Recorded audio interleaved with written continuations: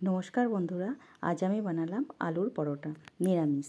তো প্রথমে কড়াইতে শুকনো লঙ্কা দুটো দিয়ে শুকনো খোলায় ভালো করে নেড়ে নেব।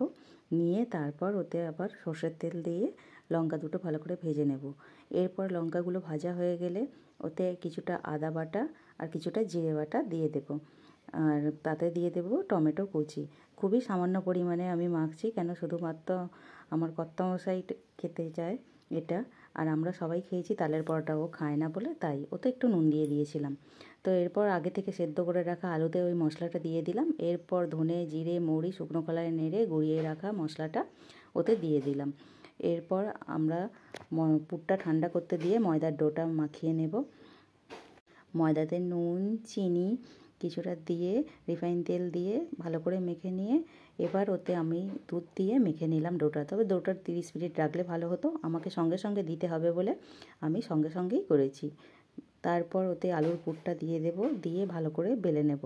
বেলে নিয়ে ওটাকে আমরা শুকনো প্যানেতে প্রথমে তেল না দিয়ে কিছুটা এপিট ওপিট ভালো করে ভেজে নেব।